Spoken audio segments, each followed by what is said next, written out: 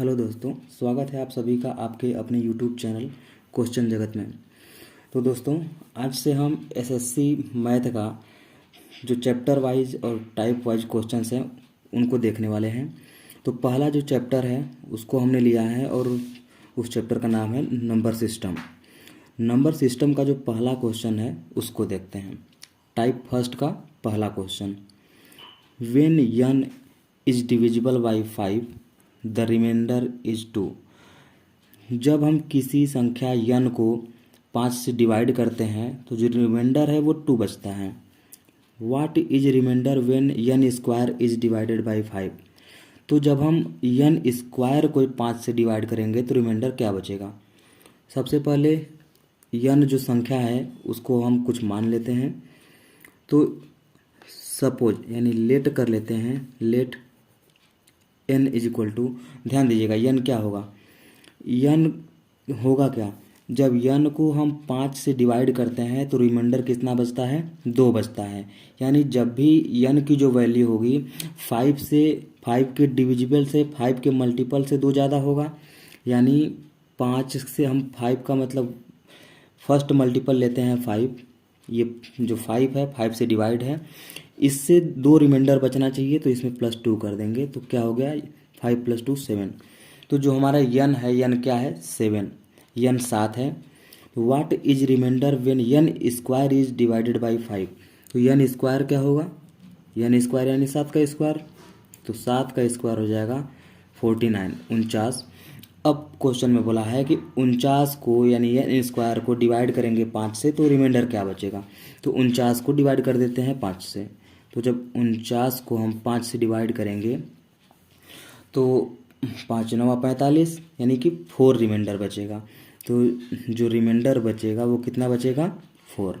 ठीक है, तो इस तरह जो ऑप्शन डी है 4 करेक्ट हो जाएगा। क्लियर है। चलिए दूसरे क्वेश्चन की ओर बढ़ते हैं। तो जो दूसरा क्वेश्चन है उसको देखिएगा, द रिमाइंडर व्हेन 3 के power 21 is divided by 5 is. जब हम 3 के पावर 21 को 5 से डिवाइड करते हैं तो रिमाइंडर क्या बचेगा। 3 के पावर 21, 3 के पावर 21 को डिवाइड करना है 5 से। तो बताइए 3 के पावर 21 का वैल्यू फाइंड करना तो बहुत मुश्किल है, तो इसको हम 5 से डिवाइड कैसे करेंगे। तो इसके लिए छोटा सा ट्रिक है, आपको ध्यान रखना है कि जैसे ही ये जो पावर है यहाँ पर हम पावर को कम करेंगे। कम कैसे किया जाता है, पावर में 4 से डिवाइड करके। ठीक है, पावर में 4 से डिवाइड करेंगे, जो रिमाइंडर बचेगा उस संख्या को हम इसका पावर लेंगे। तो पावर है 21, 21 में 4 से डिवाइड करेंगे। ठीक है, 21 में 4 से डिवाइड करेंगे तो 1 बचेगा, 1 रिमाइंडर बचेगा। तो अब उसको हम 3 का जो पावर है उस 1 को लेंगे, जो रिमाइंडर बचा है उसको अब इस 3 के पावर ले लेंगे। अब इसमें हम 5 से भाग देंगे। तो 3 के पावर 1 का मतलब 3, और 5 से जैसे ही डिवाइड करेंगे तो 5 से इसमें डिवाइड जाएगा नहीं, यानी रिमाइंडर जो बचेगा रिमाइंडर यही हो जाएगा। ठीक है, रिमाइंडर क्या हो जाएगा, 3। तो इस तरह से इस क्वेश्चन का आंसर क्या हो जाएगा, 3। चलिए क्वेश्चन 3 की ओर बढ़ते हैं। Question number 3, if the sum of the digits of any integer between 100 and 1000 is subtracted from the same integer, the resulting number is always divisible by। देखिए क्वेश्चन बोला है कि 100 से लेकर 1000 के बीच की कोई भी संख्या का जो उसका डिजिटल सम है, यानी जो डिजिट्स सम है, उसको यदि उस संख्या से सब्ट्रैक्ट किया जाए, घटाया जाए, तो वो हमेशा किस संख्या से डिवाइड होगा। तो हम 100 और 1000 के बीच कोई संख्या मान लेते हैं। तो 100 और 1000 के बीच कोई संख्या हमने मान लिया, कोई भी संख्या सपोज कर सकते हैं 100 और 1000 के बीच। तो हम मान लेते हैं वो 132 है।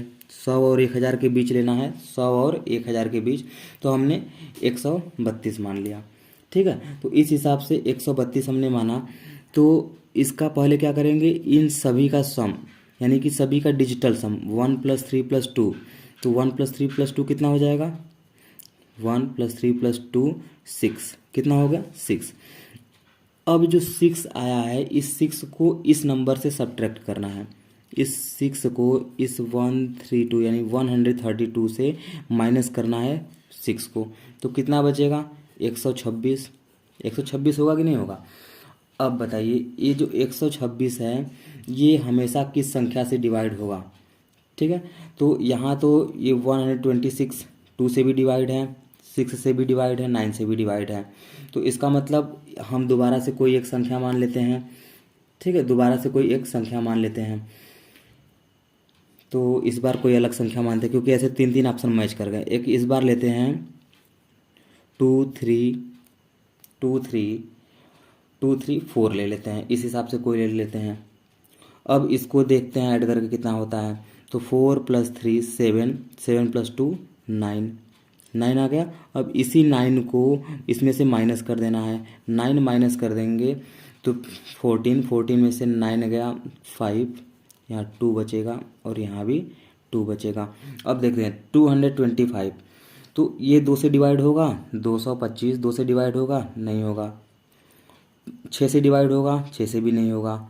9 से होगा, 9 से हो सकता है और 5 से भी हो सकता है। अभी भी हमारा जो है आंसर करेक्ट नहीं आया, यहाँ पर भी 2 ऑप्शन मैच कर रहे हैं। तो एक बार फिर से हम इसको क्या करते हैं, एक बार फिर से कोई नंबर सपोज कर लेते हैं, उसके बाद देखते हैं। 100 और 1000 के बीच रहना चाहिए। इस बार हम ले लेते हैं 564 ले लेते हैं। ठीक है, 564। इसको ऐड करते हैं, इसका डिजिटल सम ले लेते हैं। 6 5 11, 11 और 4 कितना हो गया?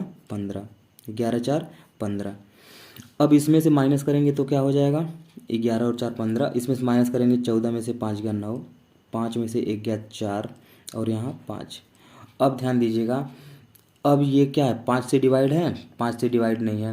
देखिए यहाँ पर हमने क्या किया, सबसे पहले कोई नंबर आपको सपोज कर लेना है। ठीक है, कोई भी नंबर जो कि यहाँ क्वेश्चन में दिया है 100 और 1000 के बीच रहना चाहिए। तो हमने 132 लिया। इसका टोटल डिजिट का सम करना है, 6 हुआ। अब इसको इसी जो संख्या हमने लिया था उसी में से माइनस करना है, तो 126। यहाँ पर 3 ऑप्शन मैच कर रहा था। 6 से भी डिवाइड था, 2 से भी डिवाइड था और ये 9 से भी डिवाइड था। तो इसलिए हमने दूसरा वो एक संख्या लिया 234। इसका डिजिट का सम किया तो 9। अब 9 को सब्ट्रैक्ट करने पे 225 बचा। ठीक है, अब इसको 225 किससे किसी डिवाइड हो रहा है? 2 से तो होगा नहीं, लेकिन 5 से भी हो रहा था और 9 से भी हो रहा था। तो एक बार फिर से हमने एक कोई संख्या ले लिया 564, जो कि इसका डिजिट सम 15 आया और माइनस करने पे 549, जो कि हमेशा किससे डिविजिबल होगा? 9 से डिविजिबल होगा। ठीक है, ये ऑप्शन आपका करेक्ट ऑप्शन है। ठीक है, चलते हैं क्वेश्चन 4 की तरफ। जो क्वेश्चन 4 है देखिएगा ध्यान से। वेन 2 की power 31 is divided by 5 the remainder is. जब 2 की पावर 31 को 5 से डिवाइड किया जाएगा तो रिमाइंडर क्या बचेगा? 2 की पावर 31, इसको 5 से डिवाइड करना है और रिमाइंडर बताना है। ठीक है, तो देखिए सबसे पहले अब इसको सॉल्व करने के लिए हमने क्या बताया था, जो पावर होता है उस पावर में 4 से डिवाइड करिए, 4 से भाग दीजिए, जो रिमाइंडर बचेगा उसको उसका पावर बना दीजिए। 4 से 31 में भाग देंगे तो 4 7 जा 28, 31 में से 28 घटाएंगे 3 बचेगा। तो उस 3 को इस 2 के पावर, अब इसका 2 का जो पावर था, अब उसको जो रिमाइंडर बचा है यहाँ पर अब 3 लिख लेंगे और इसमें 5 से डिवाइड करेंगे। 2 की पावर 3 है तो इसको और सॉल्व कर लेंगे। 2 की पावर 3 क्या हो जाएगा? 8। 8 को अब 5 से डिवाइड करेंगे तो रिमाइंडर क्या बचेगा? 3। ठीक है, रिमाइंडर क्या बचेगा? 3। Option number B correct answer हो जाएगा। ठीक है, चलिए अगले क्वेश्चन की ओर बढ़ते हैं।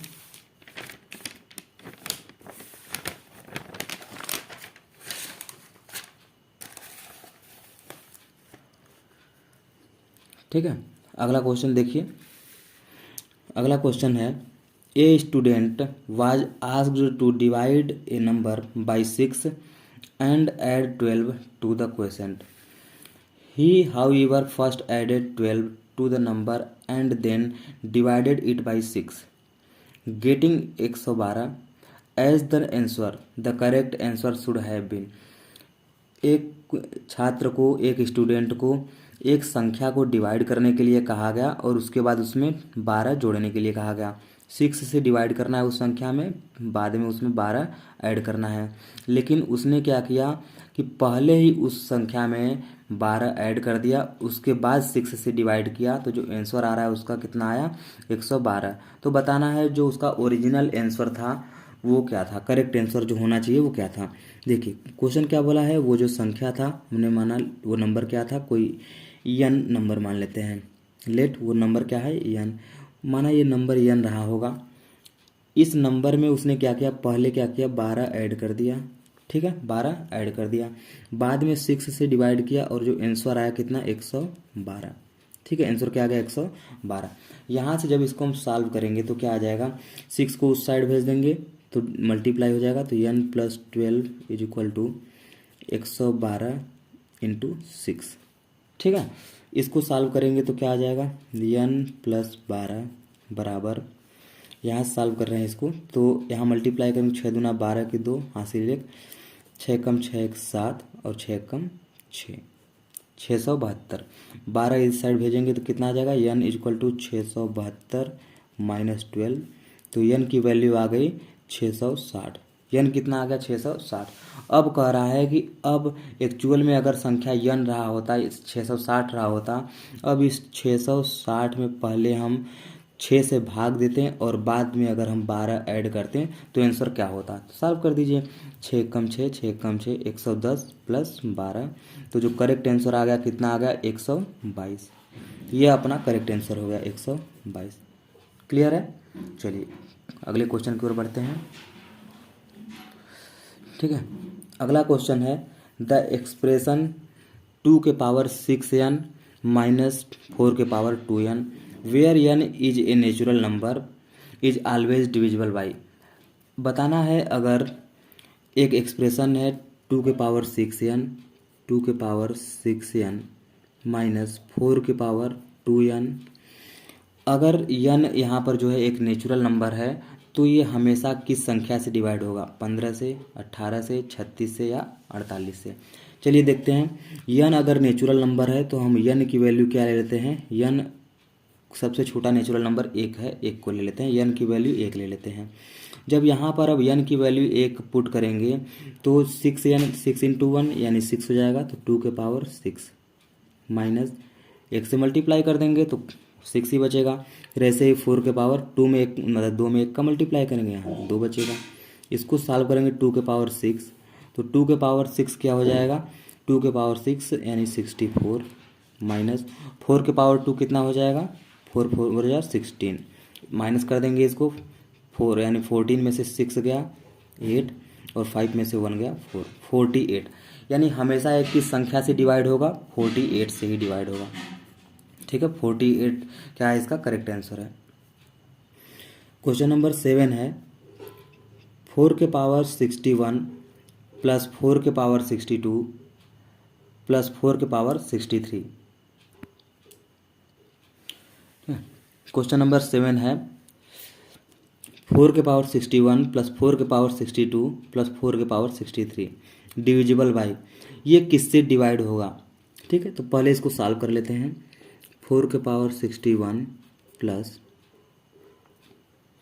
4 के पावर 61 प्लस 4 के पावर 62 प्लस 4 के पावर 63। अब इसमें कॉमन ले लेते हैं, 4 के पावर 61 कॉमन ले लेंगे, बचेगा क्या 4 के पावर 61 कॉमन हो गया 1 बचा। 4 के पावर 61 कॉमन होगा तो केवल एक 4 बचेगा यानी 4 के पावर 1 बचेगा। यहाँ पर 4 के पावर 61 तो कॉमन हो गया लेकिन 4 के पावर 61 कॉमन होगा तो लेकिन 2 तो बचेगा, 4 के पावर 2 बचेगा।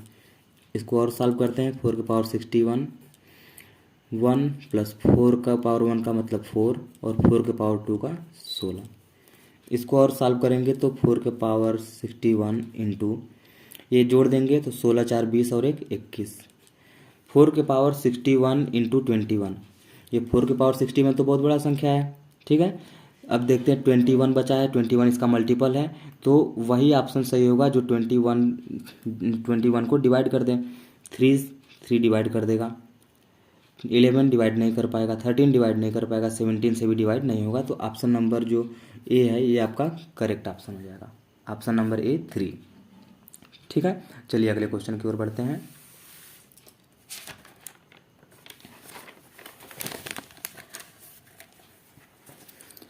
ठीक है। अगला क्वेश्चन है 47 is added to the product of 71 and an unknown number। 47 71 के प्रोडक्ट एक ऐसी संख्या, एक अज्ञात संख्या है, उसमें 71 का मल्टीप्लाई किया गया और उसमें 47 जोड़ दिया गया। ठीक है। फिर कह रहा है the new number is divisible by 7, और वह 7 से डिवाइड भी है, वह संख्या 7 से डिविजिबल है। एंड मतलब गिविंग द क्वेश्चन 98, और जो उसका जो क्वेश्चन मिल रहा है 98 है, भागफल कितना है 98। The unknown number is a multiple of, unknown number किस संख्या का मल्टीपल है यही बताना है। ठीक है। तो हम ऐसे ही सॉल्व कर लेते हैं इक्वेशन बना के। पहले कह रहा है एक अननोन नंबर है, अननोन नंबर क्या है मालूम नहीं है, हम यन मान लेते हैं कि अननोन नंबर क्या है यन। अब इस यन का मल्टीपल 71 में किया जाता है, बाद में इसमें क्या करते हैं 47 ऐड कर देते हैं, 47 ऐड कर देते हैं, और फिर इसमें 7 से डिवाइड किया जाता है, तो 7 से डिवाइड किया गया। जो आंसर मिल रहा है वो कितना है 98। अब बताना है कि यन जो होगा यन किससे डिविजिबल होगा, तो पहले ये पता चलना चाहिए कि यन जो है वो क्या है। तो यन की वैल्यू निकाल लेते हैं। तो चलिए 71 का यन में मल्टीप्लाई होगा तो 71 यन हो जाएगा, प्लस 47 को रहने देते हैं। यहाँ 7 को ट्रांसफ़र करेंगे उस साइड, तो यहाँ डिवाइड में उधर मल्टीप्लाई में हो जाएगा। तो 7 का 8 में मल्टीप्लाई करेंगे तो 7 8 56 की 6 हासिल 5, 7 9 63 और 5 68, 686। अब 47 उधर ट्रांसफ़र कर देंगे तो माइनस हो जाएगा, तो 71 यन is equal to 686 minus 47।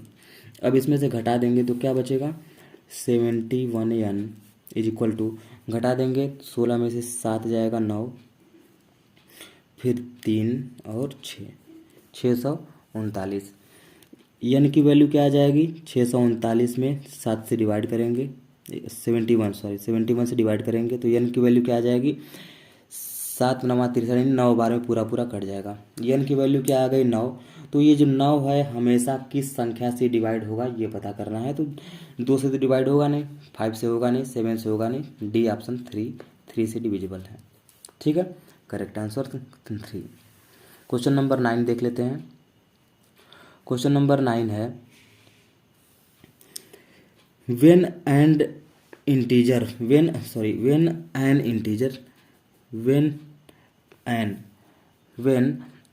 integer k is divided by 3, जब कोई इंटीजर k है 3 से डिवाइड किया गया, द रिमाइंडर इज 1, जो रिमाइंडर बचता है 1 बचता है। And when k + 1 is divided by 5, the remainder is 0, और जब k + 1 को डिवाइड किया जाता है 5 से तो रिमाइंडर 0 बचता है। Of the following a possible value of k is, तो k की वैल्यू क्या रही होगी। अब ध्यान दीजिए ये k है, जब k को 3 से डिवाइड किया जाता है, k को 3 से डिवाइड किया जाता है तो जो रिमाइंडर है वो कितना बच रहा है 1। और इसी में जब k + 1 को 5 से डिवाइड किया जा रहा है तो जो रिमाइंडर बच रहा है वो कितना बच रहा है 0। दो पॉसिबिलिटी है, k जो नंबर है जब उसमें 3 से डिवाइड किया जा रहा है तो जो रिमाइंडर है 1 बचता है, और k + 1 को जब 5 से डिवाइड किया जाता है रिमाइंडर 0 बचता है। यानी कोई संख्या है। तो अब इस क्वेश्चन को कैसे सॉल्व करेंगे, कुछ नहीं करना है, डायरेक्ट इस तरह के क्वेश्चन को डायरेक्ट ऑप्शन से करेंगे। तो ऑप्शन देखिए 62 यानी k मान लीजिए 62 है, अगर इस 62 में 3 से डिवाइड करेंगे तो क्या रिमाइंडर 1 आएगा, नहीं आएगा, रिमाइंडर 2 बचेगा, ये ऑप्शन नहीं होगा। ऑप्शन बी देखते हैं, k है 3 से डिवाइड करेंगे, 63 को 3 से डिवाइड करेंगे तो पूरा पूरा कट जाएगा, यानी ऑप्शन नंबर बी भी नहीं होगा। 64 है, 64 में 3 से डिवाइड करेंगे तो 1 बचेगा रिमाइंडर, बिल्कुल ठीक है।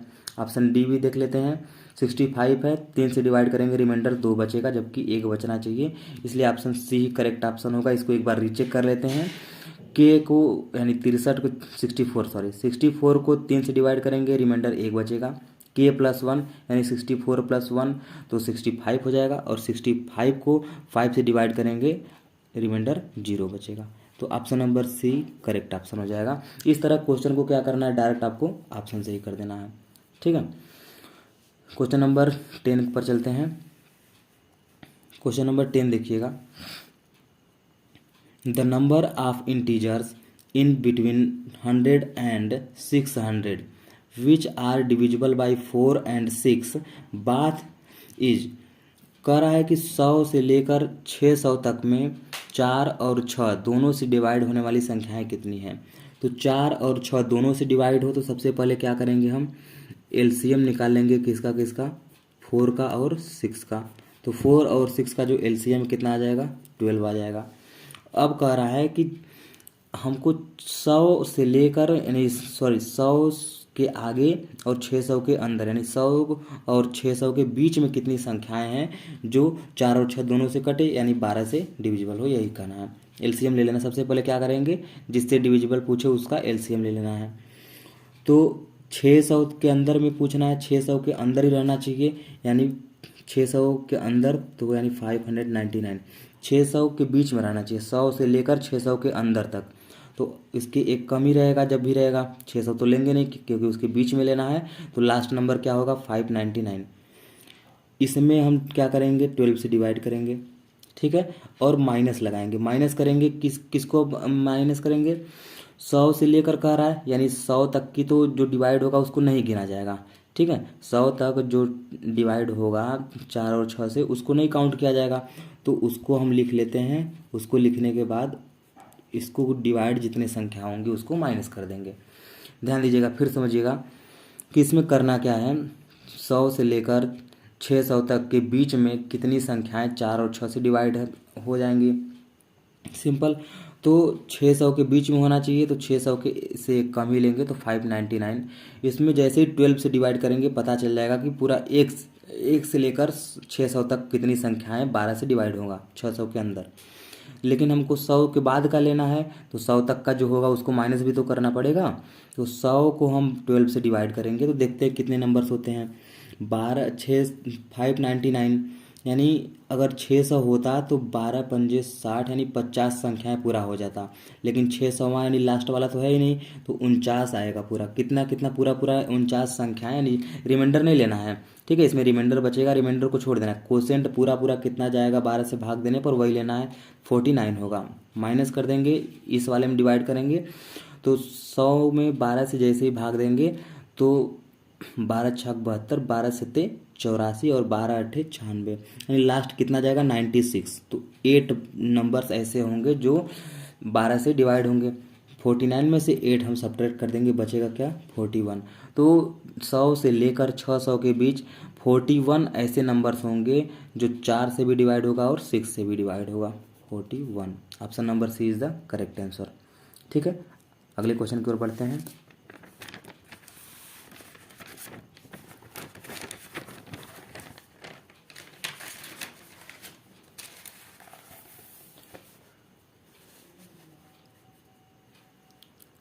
ठीक है, क्वेश्चन नंबर 11 है, द वैल्यू ऑफ के for which the expression x का क्यूब प्लस एक्स का स्क्वायर माइनस 5x प्लस के will be divisible by x minus 2 is. कह रहा है कि एक एक्सप्रेशन दिया है एक्स का क्यूब प्लस एक्स का स्क्वायर माइनस 5x प्लस के, जो कि ये पूरी संख्या किससे डिवाइड है, x माइनस 2 से। तो यहाँ से हम वैल्यू फाइंड कर लेंगे, x minus 2 is equal to 0। ठीक है, x माइनस 2 इक्वल टू क्या है, 0 है। तो अब यहाँ पर अगर x की वैल्यू निकालेंगे हम तो x इक्वल टू क्या हो जाएगा, माइनस 2 है, जब उस तरफ हम ट्रांसफ़र करेंगे क्या हो जाएगा, प्लस का 2 हो जाएगा। x की वैल्यू क्या आएगी, 2, केवल प्लस में 2।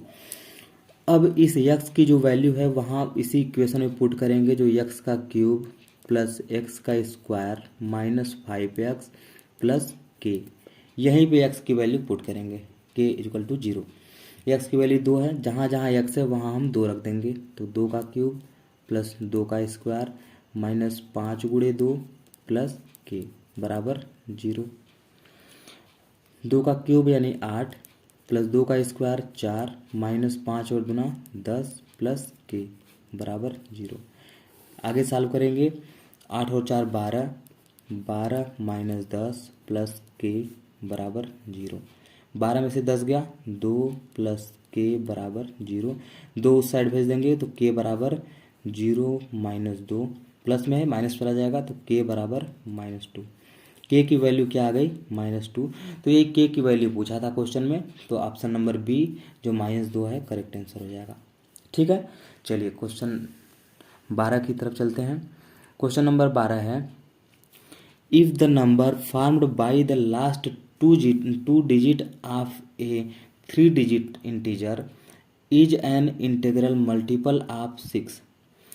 ठीक है, देखिए ध्यान दीजिए, कह रहा है कि एक 3 अंक की कोई संख्या है, उसके लास्ट के 2 अंक जो हैं, अगर उससे वो जो लास्ट के 2 अंक की संख्या है वो 6 से डिवाइड है। ठीक है, लास्ट का जो 2 अंक है वो 6 से डिवाइड है। The original integer itself will always be divisible by.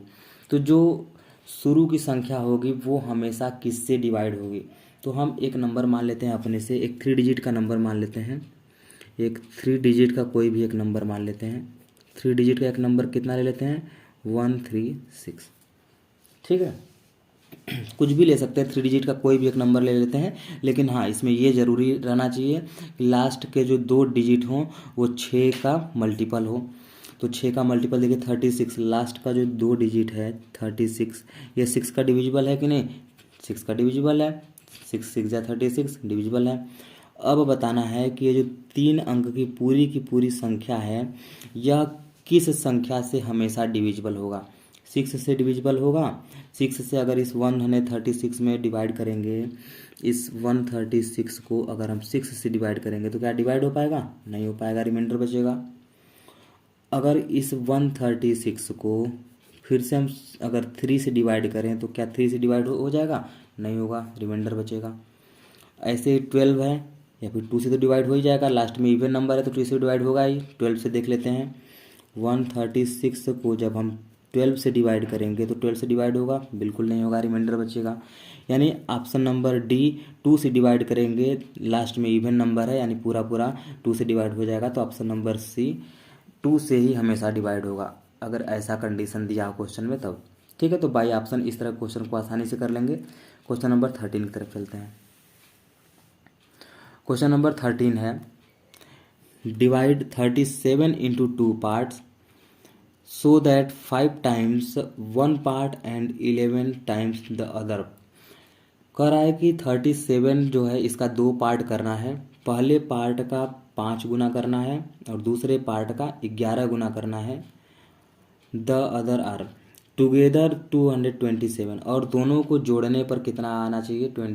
227, 227 आना चाहिए। यहाँ पर देखिए ऑप्शन से इस क्वेश्चन को कैसे करेंगे? बाई ऑप्शन करेंगे। ठीक है, इस तरह क्वेश्चन को कैसे सॉल्व करेंगे? बाई ऑप्शन करेंगे। तो पहले पार्ट का 5 गुना करना है और दूसरे पार्ट का 11 गुना, और दोनों को जोड़ने पर कितना आना चाहिए? 227। इनका सम कितना आना चाहिए? दोनों को ऐड करने पर 227। पहले देखते हैं हम 15 का 5 गुना और 22 का 11 गुना। तो जैसे ही यहाँ हम देखेंगे कि 15 का 5 गुना प्लस 22 का 11 गुना करेंगे तो कितना आएगा? 227 आना चाहिए, लेकिन यहाँ कितना आएगा? 15 पचे 75, यहाँ ऐड करेंगे 11 गुना 22 और 22 और 2 24, 242 + 75 200। ये तो ऐसे ही 242 जो है खुद ही 227 से ज़्यादा हो गया, ये तो होगा नहीं। ठीक है, ये ऑप्शन आपका गलत हो गया। दूसरा लेके चलते हैं, 20 है और 17 है। ऑप्शन नंबर क्या है? 20 और 17।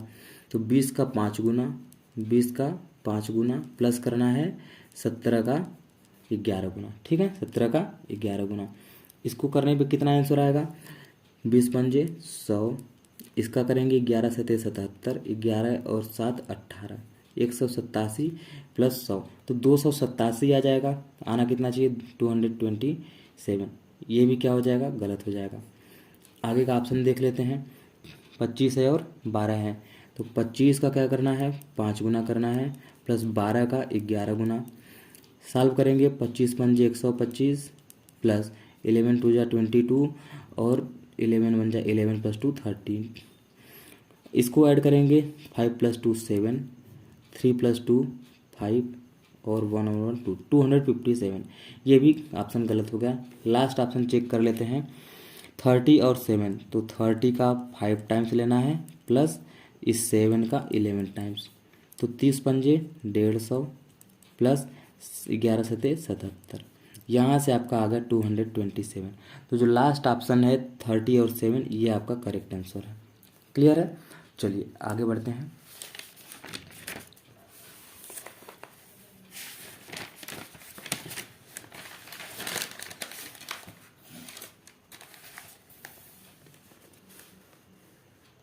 चलिए आखिरी जो क्वेश्चन है, सॉरी, क्वेश्चन नंबर 14 क्वेश्चन है the greatest common divisor of. अब ग्रेटेस्ट कॉमन डिवीजर का मतलब क्या होता है? ग्रेटेस्ट कॉमन डिवीजर का मतलब होता है HCF, यानी हाईएस्ट कॉमन फैक्टर, वही मतलब है यहाँ भी। तो हमको यहाँ पर HCF इसका निकालना होगा। क्लियर है? चलिए इसका HCF निकाल लेते हैं। तो HCF निकालना है किसका किसका? 3 के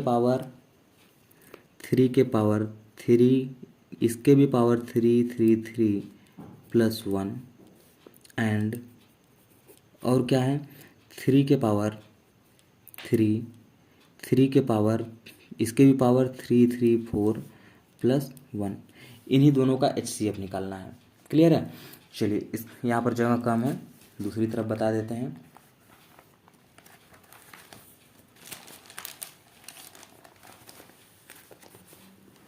ठीक है, तो देखिएगा HCF निकालना है हमको 3 के पावर 3, इसके भी पावर क्या रहना चाहिए 3 3 3 प्लस 1 एंड, ठीक है, एंड क्या है एंड 3 के पावर 3, इसके भी पावर 3 3 4 प्लस 1। सबसे पहले HCF निकालने के लिए हमको क्या चाहिए, ये जो बड़ा संख्या क्या है 3 के पावर 3 के पावर इसका 3 3 4, तो इसका हम और कॉमन कर लेंगे। ठीक है, इसका जब और भी कॉमन करेंगे हम तो क्या हो जाएगा, इसको ऐसे ही रहने देते हैं, इस वाले को और ब्रेक करते हैं। इसको ब्रेक करेंगे तो क्या हो जाएगा 3 के पावर 3, इसके भी पावर 3 3 3 इंटू 3, क्या हो जाएगा इंटू 3 प्लस 1।